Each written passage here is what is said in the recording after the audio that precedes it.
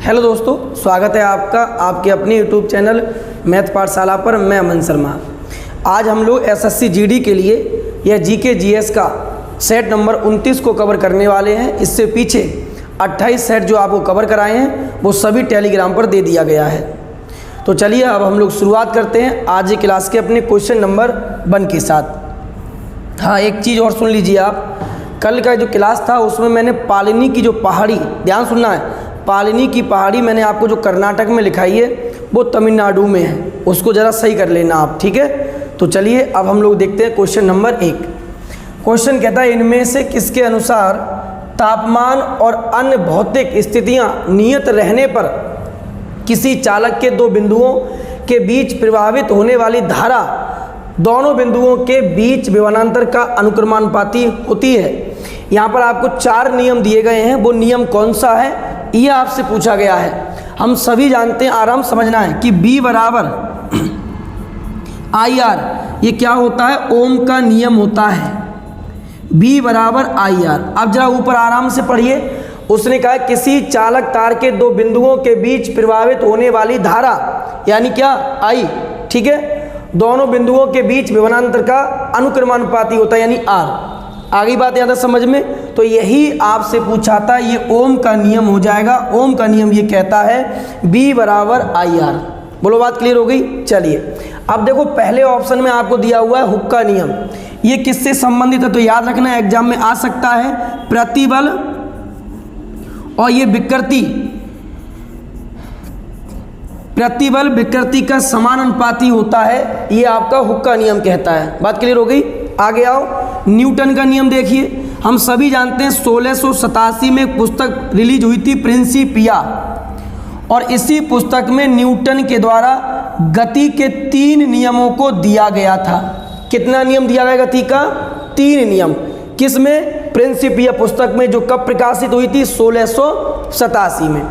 Pascal का नियम क्या कहता है? तो पास्कल का नियम कहता है यदि कोई बर्तन है, आराम से बात समझना है, यदि आपके पास कोई बंद बर्तन है और उसमें हमने द्रव भर दिया, ठीक है, यदि हम एक तरफ से दाब लगाते हैं, पहली बात तो ये कहते हैं कि बंद बर्तन में द्रव के अंदर दाब हर स्थान पर समान होता है, और यदि आप एक तरफ दाब लगाते हैं दूसरी तरफ वो उतना ही दाब बढ़ जाता है। ये पास्कल का नियम है, और पास्कल के नियम पर ही जेसीबी मशीन जो होती है वो कार्य करती है। हाइड्रोलिक ब्रेक पास्कल के सिद्धांत पे काम करते हैं। हाइड्रोलिक प्रेस ये भी पास्कल के सिद्धांत पे काम करती है। तो जितना भी हाइड्रोलिक वस्तुएं होती हैं वो सब की सब पास्कल के सिद्धांत पे काम करती हैं। और याद रखना है, पास्कल का जो नियम है वो बंद बर्तन पर ही काम करेगा, ठीक है ना। चलिए, तो यहाँ क्लियर हो गया, आपका आंसर क्या होगा इस क्वेश्चन का? ओम का नियम। चलिए अगला क्वेश्चन देखिए। नेक्स्ट क्वेश्चन कहता है निम्न में से किस कार को मूल्य को राष्ट्रीय आय की गणना में शामिल नहीं किया जाता है? It's very very important question है। तो सबसे पहले आपको राष्ट्रीय आय के बारे में जानकारी होगी तभी आप इसका जवाब दे पाओगे, ठीक है। तो राष्ट्रीय आय होती क्या है? एक वर्ष के दौरान, जो भारत का एक वित्त वर्ष होता है, उसके दौरान उत्पादित वस्तुओं का जो मूल्य है वही क्या है? राष्ट्रीय आय है। लेकिन कुछ हिस्से राष्ट्रीय आय में शामिल होते हैं और कुछ हिस्से राष्ट्रीय आय में शामिल नहीं होते हैं। जैसे आराम समझना, राष्ट्रीय आय में वही कार्य शामिल होगा जिससे उत्पादन होगा। बोलो बात क्लियर हो गई। राष्ट्रीय आय में वही कार्य शामिल होंगे जिससे कुछ ना कुछ उत्पादन हो, वही राष्ट्रीय आय में शामिल होगा। तो पहला पॉइंट, एक फर्म में कार्य करना, यदि आप फर्म में कार्य करोगे आपको पैसा मिलेगा, ये बात तो क्लियर है। तो कुछ ना कुछ आप उत्पादन तो कर ही रहे हैं। एक घर के नए निर्माण में, यहाँ भी एक वस्तु का निर्माण हो रहा है, तो ये भी क्या हो गया? क्लियर हो गया। बाजार में मछली बेचना, आपको पैसा मिलेगा, क्लियर हो गया। गृहिणी का कार्य, घर में किया हुआ कार्य, ध्यान समझना है, घर में किया, घरेलू कार्य जितने भी होते हैं उनको राष्ट्रीय आय में शामिल नहीं किया जाता है। याद रखना है, गृहिणी के द्वारा किया हुआ कार्य, घरेलू कार्य जो भी होगा उसे राष्ट्रीय आय में शामिल नहीं करोगे। यदि आप बर्तन मांजते हो, उनसे आपको कौन सा उत्पादन होता है मुझे बताओ? तो रसोई में आप कोई भी कार्य करते हो, उससे क्या आप उत्पादन कर रहे हैं, क्या आपको पैसा मिलता है, तो ऐसी कंडीशन में वो राष्ट्रीय आय में शामिल नहीं होता है। अच्छा, कुछ फैक्ट मैंने आपके लिए लिए हैं, जैसे जो राष्ट्रीय आय में शामिल होते हैं, क्या क्या होता है, क्या क्या नहीं होता है। जैसे आगे आइए, यहाँ बात समझो। जैसे राष्ट्रीय आय का हिस्सा है ब्याज की प्राप्तियाँ। आपने कोई पैसा उधार दिया किसी को और वापस से बाद में आप ब्याज उससे लेते हैं, वो ब्याज प्राप्ति तो शामिल आपकी राष्ट्रीय आय में होगी, लेकिन जो उधारी आपने दी है वो राष्ट्रीय आय में शामिल नहीं होगी। क्यों? क्योंकि आपने वो जिस वर्ष उधार दिया है वो उसी वर्ष काउंट हो गया होगा, लेकिन ब्याज प्राप्तियां हर बार आप नए तरीके से दे रहे हो, इसलिए ब्याज प्राप्तियां राष्ट्रीय आय का हिस्सा होती हैं। किराया, मकान का किराया राष्ट्रीय आय का हिस्सा होगा। आप हर वर्ष किराया दोगे, ऐसा तो है नहीं कि आपने एक वर्ष में किराया दे दिया बस खत्म, आप कभी किराया दोगे ही नहीं। तो ये भी क्या है, एक राष्ट्रीय आय का हिस्सा है। ठीक है, आगे आओ। यहां समझो, राष्ट्रीय आय का हिस्सा नहीं है हस्तांतरण भुगतान, यानी बिना कार्य किए आपको सरकार से पैसा मिल गया, उसको हस्तांतरण भुगतान कहते हैं। वजीफा मिल गया, उससे आपने क्या कोई सरकार का कार्य किया? नहीं किया। तो हस्तांतरण भुगतान को कभी भी राष्ट्रीय आय का हिस्सा नहीं माना जाता है। बेरोजगारी भत्ता, घर पे पड़े हुए हैं, आराम से पैसा खाते में आ गया 1000, अब आप बोल रहे चलो लगा दीजिए, राष्ट्रीय आय का हिस्सा नहीं। राष्ट्रीय आय का हिस्सा जब ही होगा जब कुछ उत्पादन होगा। तो ध्यान रखना है, हस्तांतरण भुगतान राष्ट्रीय आय का हिस्सा नहीं है। लॉटरी या सट्टेबाजी से प्राप्त जो भी आय होगी वह भी राष्ट्रीय आय का हिस्सा नहीं होगी। आगे, शेयर बाजार से प्राप्त आय जो भी होती है शेयर बाजार मार्केट से, वो भी राष्ट्रीय आय में काउंट नहीं होती है। तो ध्यान रखोगे, हस्तांतरण भुगतान, लॉटरी, सट्टेबाजी और शेयर बाजार, क्योंकि शेयर जिस वर्ष जारी होते हैं उसी वर्ष उनसे जो प्राप्त आय होती है वो राष्ट्रीय आय में शामिल हो चुकी होती है।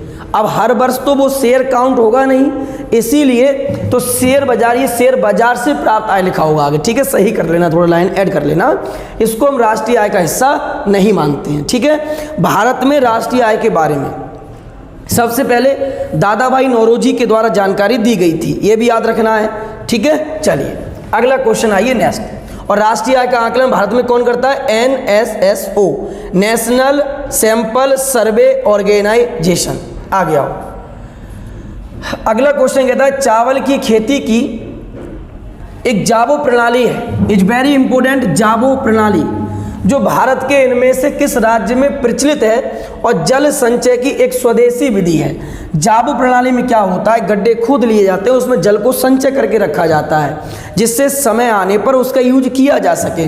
आपने देखा होगा गांव में हम जो क्या बोलते हैं उसको पंप सेट बोलते हैं, उसको लगाकर और पानी को सिंचाई करते हैं, फिर खेतों में रखते हैं। तो गड्ढा बनाकर पानी का संचय करना ये जाबो प्रणाली है, और ये भारत के, याद रखना है, नागालैंड में है। कहाँ पर स्थित है दोस्त? नागालैंड में। मैं अब कुछ और भी आपको बताना चाहूँगा। केरल के गवर्नर कौन है? आरिफ मोहम्मद खान,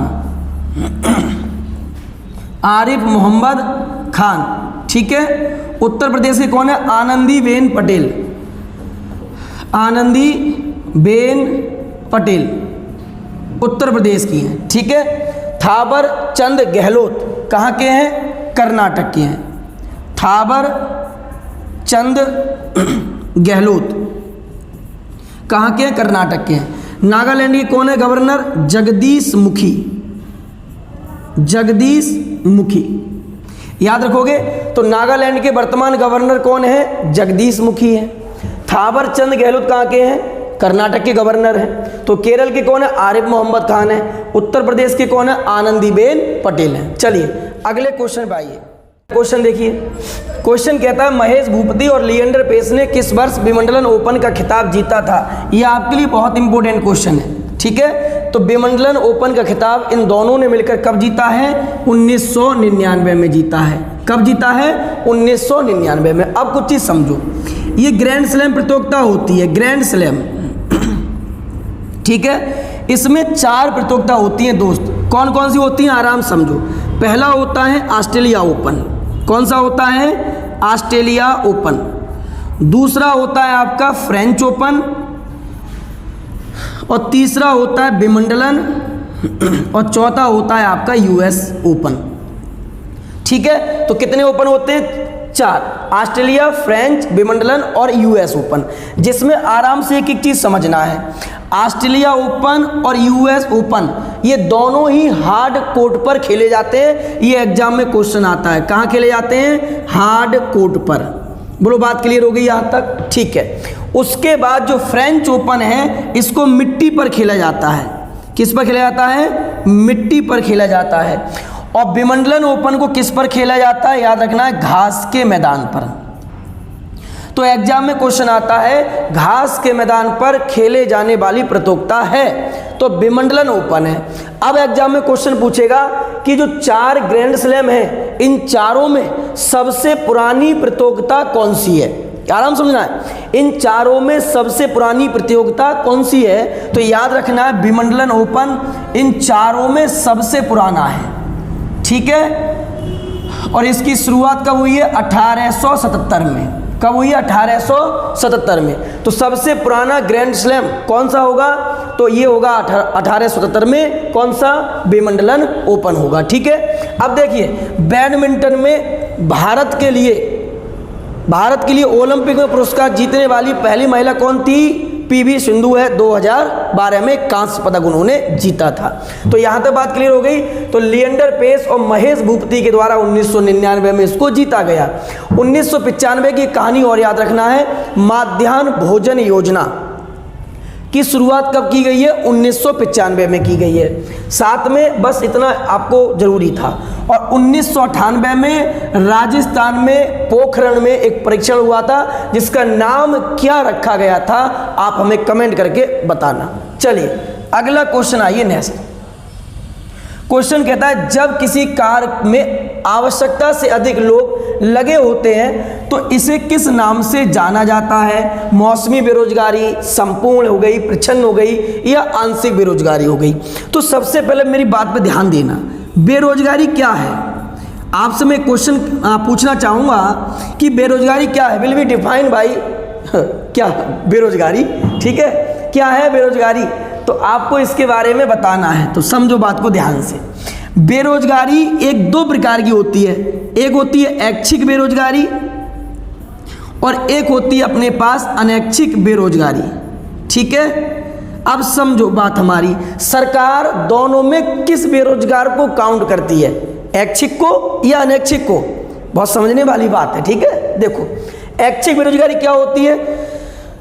आप घर पे पड़े हुए हैं, आपका कार्य करने का कोई इच्छा ही नहीं है, फिर आप कहते हैं वो काम नहीं मिल रहा है भैया, ख़त्म है काम, ज़िंदगी ख़त्म है, अब तो हम बर्बाद हो गए, पैसे नहीं है हमारे पास।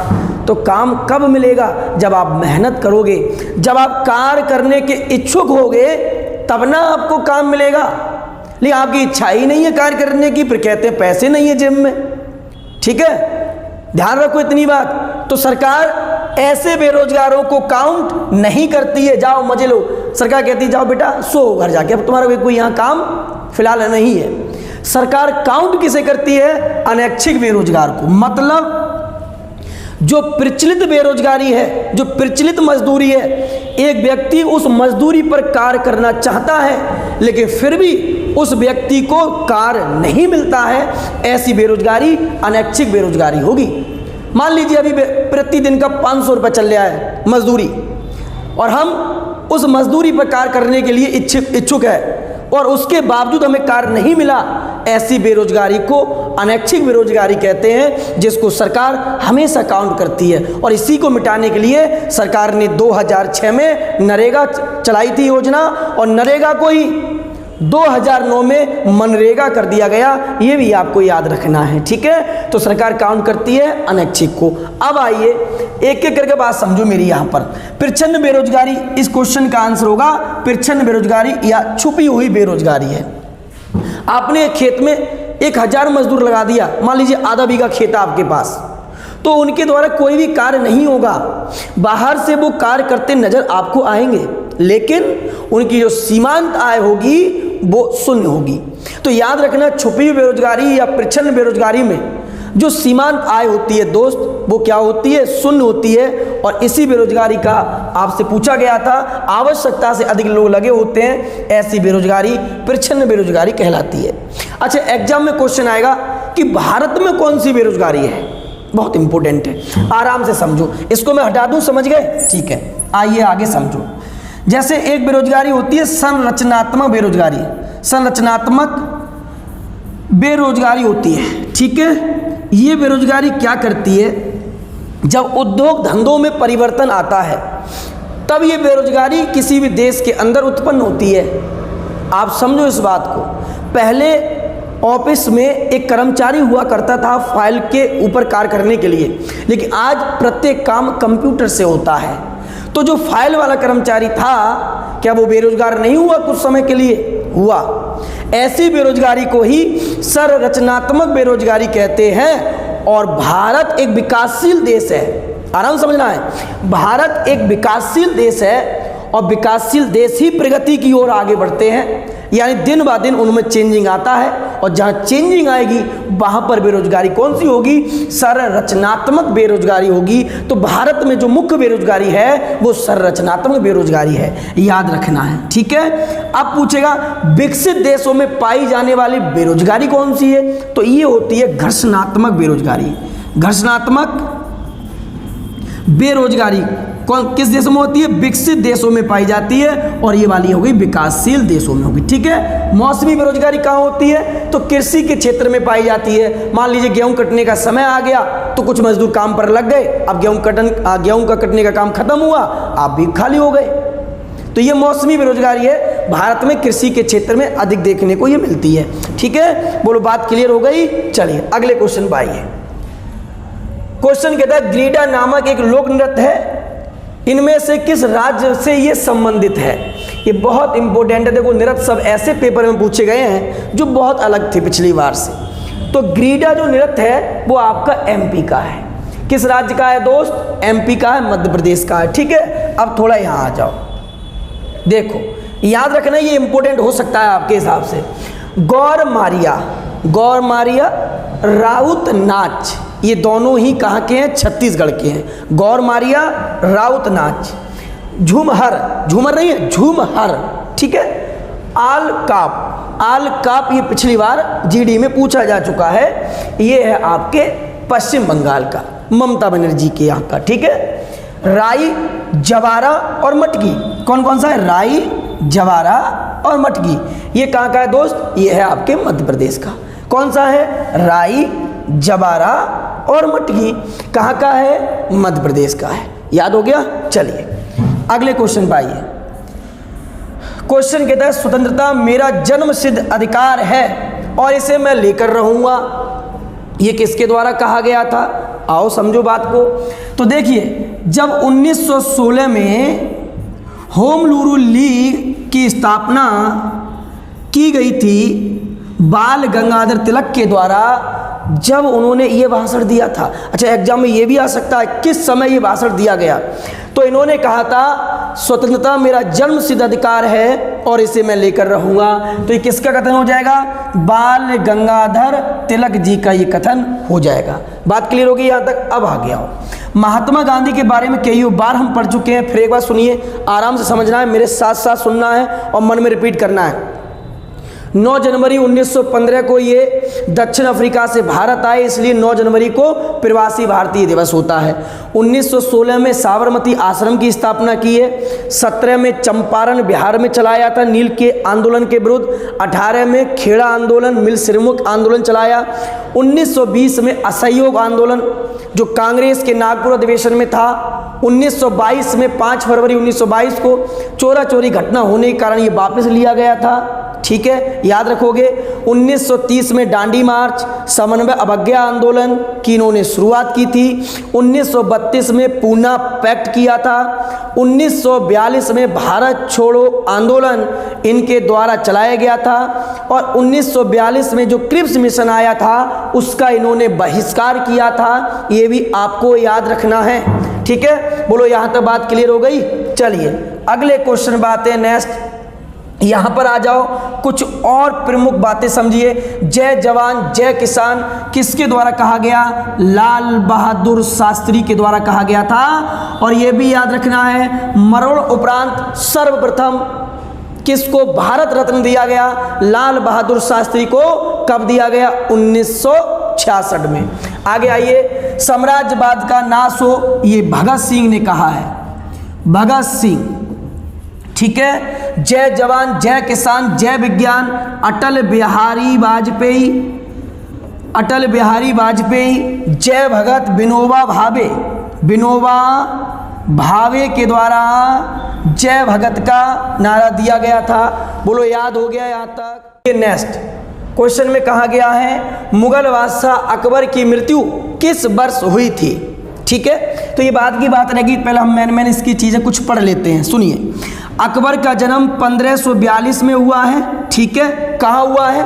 राजस्थान अमरकोट के महल में, राजा बीरसाल और अमरकोट के महल में इनका जन्म हुआ था। यहाँ तो बात क्लियर है। आपको पता होना चाहिए इनके पिता का नाम हुमायूं, और हुमायूं को चौसा बिलग्राम या कन्नौज के युद्ध में किसने खदेड़ा था? शेर शाह सूरी के द्वारा खदेड़ दिया गया था। और उसी दरमियान अकबर का जन्म राजस्थान में 1542 में अमरकोट में राजा बीरसाल के महल में हुआ था। उसके बाद अकबर का राज्याभिषेक 1556 में हुआ है, ये याद रखना है। अकबर का राज्याभिषेक 1556 में हुआ है। कहाँ हुआ है प्यारे? तो याद रखना है, पंजाब के कालानौर में, पंजाब के कालानौर में अकबर का राज्याभिषेक हुआ। और अकबर 1556 से लेकर 1560 तक बैरम खां के संरक्षण में रहा था। लेकिन जब बैरम खां के संरक्षण से ये बाहर निकला तो 1560 से 1562 के इस काल को हरमदल का काल कहा गया, पेटीकोट का शासन कहा गया था। 1563 में अकबर ने तीर्थ यात्रा कर को समाप्त कर दिया था दोस्त, और 1564 में अकबर ने जजिया कर को समाप्त कर दिया था। ये भी आप याद रखना। ठीक है, बोलो बात क्लियर हो गई? अब देखो, अकबर से संबंधित कुछ पॉइंट हमने और लिए हैं, यहाँ आ जाओ। ठीक है, समझो बात को।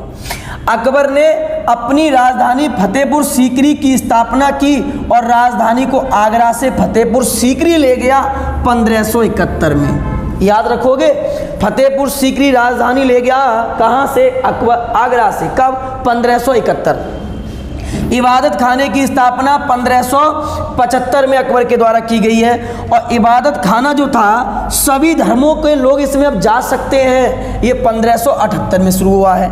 मजहर की घोषणा 1579 में की गई है। याद रखना, ये वेरी इंपॉर्टेंट है। और एक आता है दीन ए इलाही धर्म। अच्छा, एक बताना कमेंट करके कि दीन इलाही धर्म की शुरुआत अकबर ने कब की और इसको अपनाने वाला पहला हिंदू व्यक्ति कौन था? ठीक है, चलिए अगले क्वेश्चन पर आइए। नेक्स्ट क्वेश्चन कहता है, अनाकिया नट एक विशिष्ट एकांकी नाटक है जो संस्कृति की विशिष्टता को प्रदर्शित करता है। तो ये तो आपको रटना ही पड़ेगा भाई। अनाकिया नट कहाँ का है, किस राज्य का है? तो ये है आपके पास असम का। याद रखोगे, कहाँ का है? असम का है। चलो अगले क्वेश्चन पे आ जाओ। ठीक है, यहाँ क्वेश्चन कहा गया आपसे कि ढाका में अखिल भारतीय मुस्लिम लीग की स्थापना किया गया। इस बारे में आपके विचार क्या हैं और क्या सही है क्या गलत है, ये आपको बताना है। पहला देखो, ये मुसलमानों के लिए एक अलग निर्वाचन मंडल चाहता था। पहले इसकी हम बात करते हैं। इसकी स्थापना 1906 में हुई है और ध्यान रखना कहाँ? ढाका में। लेकिन इसका मुख्यालय कहाँ बनाया गया? याद रखना है, लखनऊ में। संस्थापक कौन थे? संस्थापक सलीमुल्लाह। कौन थे? सलीमुल्लाह, सलीमुल्लाह। इसके संस्थापक कौन थे? सलीमुल्लाह इसके संस्थापक थे। मुख्यालय कहाँ था इसका? लखनऊ में था।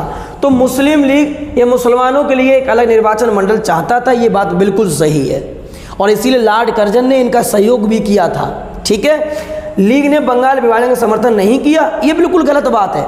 इसने लीग ने तो इसमें बढ़ चढ़ के हिस्सा लिया। क्यों? क्योंकि जब हम पश्चिम बंगाल को काट रहे थे, जो बंगाल विभाजन कर रहे थे, वो एक मुस्लिम बहुल हम एरिया ही तो बना रहे थे वहाँ, और लॉर्ड कर्जन की उसमें चाल थी, भरपूर इन्होंने समर्थन उसमें किया था। तो यहाँ पर बात क्लियर हो गई। आगे, लीग का गठन 1906 में हुआ है, ये बात बिल्कुल सही है। इसका गठन मुस्लिम जमींदारों और नवाबों के एक समूह के द्वारा किया गया, ये भी बात बिल्कुल सही है। तो आपका यह पूछा सत्य नहीं है, ऑप्शन नंबर बी आपका गलत हो जाएगा। ठीक है, चलिए अगले क्वेश्चन पे आइए।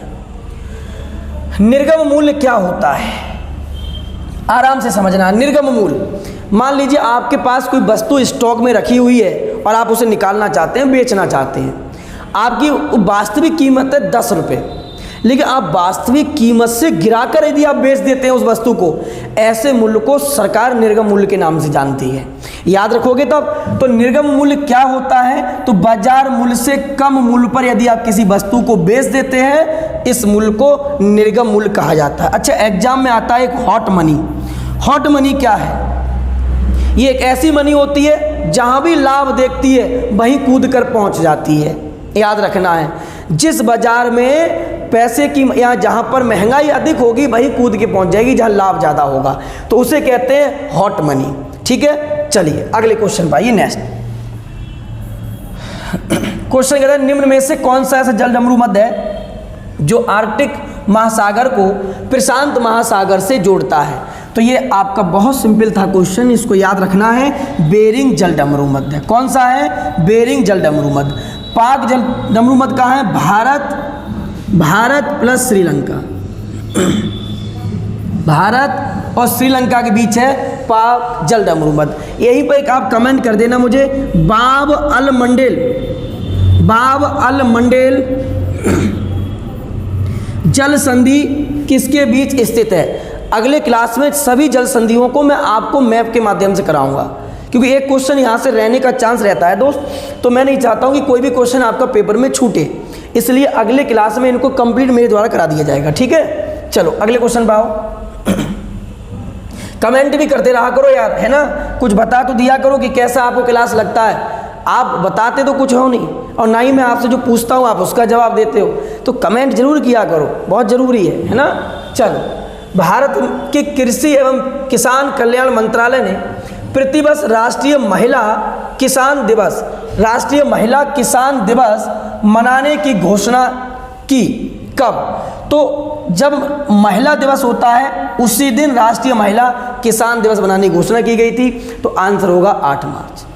24 अक्टूबर को संयुक्त राष्ट्र संघ दिवस होता है, 30 जनवरी को शहीद दिवस होता है, और 15 अक्टूबर को याद रखना है विश्व छात्र दिवस होता है। कौन सा दिवस होता है? विश्व छात्र दिवस होता है। 10 जनवरी को विश्व हास्य दिवस होता है। याद रखोगे 22 अप्रैल को पृथ्वी दिवस होता है। और आप हमें कमेंट कर दो कि साइकिल दिवस कब होता है। करा चुके हैं आपको पीछे, साइकिल दिवस क्या होता है। ठीक है, आपको बताना है साइकिल दिवस। देखो नेक्स्ट क्वेश्चन देखिए अगला। तो क्वेश्चन कहता है, संयुक्त राष्ट्र संघ की स्थापना देशों के द्वारा एक चार्टर पर हस्ताक्षर करके माध्यम से की गई थी। तो हमको पता होना चाहिए संयुक्त राष्ट्र संघ की स्थापना 24 अक्टूबर 1945 को हुई थी, जिसमें मुख्य योगदान ब्रेटन वुड्स सम्मेलन का था, और ये सम्मेलन 1944 में हुआ था। ठीक है, जिस पर 51 देशों के हस्ताक्षर करते हुए इसकी स्थापना की गई थी। इसका मुख्यालय कहाँ पर स्थित है? तो मैनहट्टन द्वीप है। मैनहट्टन द्वीप में न्यूयॉर्क शहर में स्थित है। ये आप इसको याद रख लेना। मैनहट्टन द्वीप पे कहाँ है? न्यूयॉर्क में स्थित है। आप हमें कमेंट करके बताओगे कि इसकी आधिकारिक भाषाएं कितनी हैं, आधिकारिक भाषा इसकी कितनी है, और स्थायी सदस्य देश इसकी कितने हैं? 5 हैं। कौन कौन से? ABC को फाड़ दो, ABC को फाड़ दो। अमेरिका, ब्रिटेन, चाइना, फ्रांस और ये रूस, ABC को फाड़ दो। और इन्हीं के पास क्या है? अपने पास पावर वीटो है, वीटो पावर भी दे रखी है। ठीक है, अगले क्वेश्चन पर आइए।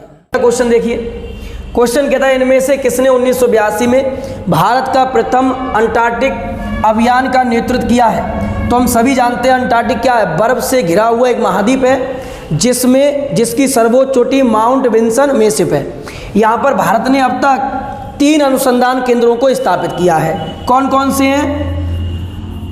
दक्षिणी गंगोत्री है, मैत्री है दोस्त, और आपका भारती है, जिसमें सबसे नवीनतम भारती है 2012, और ये दक्षिणी गंगोत्री ने काम करना बंद कर दिया है और वर्तमान में मैत्री और भारती यहाँ कार्यरत हैं। ठीक है, तो आपका आंसर हो जाएगा डॉक्टर S.Z. कासिम। क्या हो जाए? Doctor S.Z. कासिम के द्वारा। अच्छा, एग्जाम में पूछ ले कि हिमालय का भारत का पहला दल कब गया हिमालय में? तो 1965 में गया था M.S. कोहली के नेतृत्व में। M.S. कोहली के नेतृत्व में गया था। बोलो, बात क्लियर हो गई? चलिए अगले क्वेश्चन पर आइए। क्वेश्चन कहता है बहुत अधिक ऊंचाई पर मनुष्य की लाल रुधिर कणिकाओं पर क्या प्रभाव पड़ेगा? तो देखिए, आरबीसी के अंदर क्या होता है? हीमोग्लोबिन, ऑक्सीजन पाया जाता है। तो ऊंचाई पर जाने पर ऑक्सीजन में कमी होती है और हीमोग्लोबिन अपना स्थान छोड़ देता है, इसलिए याद रखना है आरबीसी की संख्या बढ़ जाती है ऊंचाई पर जाने पर। अब यह कुछ और याद रखो। देखिए, अगर हम बात कर लें आरबीसी की, इरिथ्रोसाइट इसको कहते हैं, इरिथ्रोसाइट इसको कहते हैं। इसका आकार कैसा होता है? चपटा होता है। जीवन काल इसका 120 दिन होता है। कार्य क्या होता है? O2 कोशिका में ले जाना और CO2 वापस लाना, CO2 वापस लाना होता है। आरबीसी का निर्माण भ्रूण अवस्था में कहाँ होता है? तो याद रखना यकृत में होता है, लेकिन विकसित अवस्था में इसका निर्माण कहाँ होता है? तो लाल अस्थि मज्जा में होता है। लाल अस्थि मज्जा में विकसित अवस्था में इसका निर्माण होता है। और याद रखना है हीमोसाइटोमीटर के द्वारा इसकी संख्या को मापा जाता है, हीमोसाइटोमीटर के द्वारा। ठीक है, बोलो, बात क्लियर हो गई? तो इरिथ्रोसाइट चपटा आकार, 120 दिन, O2 ले जाना, CO2 वापस लाना है, भ्रूण अवस्था में यकृत में बनेगा, विकसित अवस्था में लाल अस्थि मज्जा में बनेगा। और इसकी मृत्यु कहाँ होगी? तो मृत्यु होगी स्प्लीन में या तिल्ली में, स्प्लीन या तिल्ली, या इसी को कहते हैं हम लोग पिलिया। याद रखोगे, इसी क्या कहते हैं? पिलिया। और एनीमिया में आरबीसी की संख्या शरीर के अंदर कम जाती है। क्या होती है? कम जाती है। याद रखोगे इतनी बात? तो आरबीसी बात क्लियर हो गई। ऊंचाई पर जाने पर क्या होगा? संख्या बढ़ जाएगी। क्यों? क्योंकि ऊंचाई पर ऑक्सीजन में क्या आती है? कमी आती है। ठीक है, बात क्लियर? चलिए अगले क्वेश्चन पर आइए। भारतवर्ष में प्रथम रेमन मैग्सेसे पुरस्कार विजेता कौन थे? आप सभी जानते होंगे कि रेमन मैग्सेसे जो अवार्ड है 1958 में फिलीपींस सरकार के द्वारा शुरू किया गया है। और रेमन मैग्सेसे यहाँ के 3रे नंबर के राष्ट्रपति थे और इसे हम एशिया का नोबेल प्राइज भी कहते हैं। ठीक है, अब पहले विजेता कौन थे? तो आचार्य विनोबा भावे। याद रखना है, भारतवर्ष में रेमन मैग्सेसे पुरस्कार के प्रथम विजेता थे। और वहीं पूछ ले दूसरे विजेता कौन थे? तो CD देशमुख। अच्छा, पूछ ले फर्स्ट महिला कौन थी? पहली महिला कौन थी? तो ये थी आपने पास मदर टेरेसा। ठीक है, 1962 में। अच्छा, केजरीवाल पहले कौन थे? राजनीतिक थे। केजरीवाल इनको कब मिला है? तो ये भी याद रखना 2006 में मिला है। अच्छा, रवीश कुमार को कब मिला है? तो ये भी याद रखना 2019 में मिला है। ठीक है, बात क्लियर हो गई? तो मदर टेरेसा हो गई और CD देशमुख हो गया, फिलीपींस की आपकी सरकार हो। अब जो क्वेश्चन कहता है कंप्यूटर वायरस होता है क्या? कंप्यूटर वायरस हम कहते किसे हैं? तो ये एक प्रकार का आपका प्रोग्राम ही होता है जो आपको पता पड़ता नहीं है और आपके कंप्यूटर में जब प्रवेश करता है आप उसे ऐड कर देते हो, आपसे कोई परमिशन नहीं मांगता है, आप उसे क्लिक कर देते हो। तो कंप्यूटर वायरस एक प्रकार का विशेष प्रकार क्या होता है? कंप्यूटर प्रोग्राम होता है। याद रखोगे इस क्वेश्चन को? चलिए अब देखो यहाँ पर कुछ कंप्यूटर संबंधित क्वेश्चन देख लो। आधुनिक कंप्यूटर की खोज किस समय हुई है? 1946 में। ठीक है, भारत में नई कंप्यूटर नीति कब आई थी? 1984 में। विश्व का पहला कंप्यूटर कौन सा है? मार्क फर्स्ट है। पूरे विश्व का पहला कंप्यूटर मार्क फर्स्ट है। आगे, भारत में सुपर कंप्यूटर का जनक विजय पांडुरंग भटकर को कहते हैं। Is very very important. Vijay Pandurang Bhatkar को भारत में सुपर कंप्यूटर का जनक कहा जाता है। कंप्यूटर स्टार्ट करने की प्रक्रिया को हम क्या कहते हैं? बूटिंग कहते हैं। बूटिंग क्या है? कंप्यूटर स्टार्ट करने की प्रक्रिया। माइक्रोसॉफ्ट कॉर्पोरेशन की स्थापना कब हुई है? 1975 में, माइक्रोसॉफ्ट कॉर्पोरेशन। चलिए आगे आइए। कंप्यूटर अशुद्धि को क्या कहते हैं? बग कहते हैं। भारत का पूर्ण रूप से कंप्यूटर साक्षर राज्य कौन सा है? केरल है। पहला कंप्यूटर वाला पेट्रोल पंप कहाँ लगाया गया? मुंबई में। भारत में निर्मित प्रथम कंप्यूटर सिद्धार्थ। कंप्यूटर क्षेत्र में क्रांति कब से आई है? 1960 से आई है। तो इतना कंप्यूटर का आप क्वेश्चन याद रखना। और इस प्रकार से आज आपका ये सेट समाप्त हो गया है। एक बार फिर सुन लीजिए ध्यान से। पिछले क्लास में पालनी की पहाड़ियों को मैंने कर्नाटक में लिखा दिया है, जो कि तमिलनाडु में है। आप उसको सही कर लेना।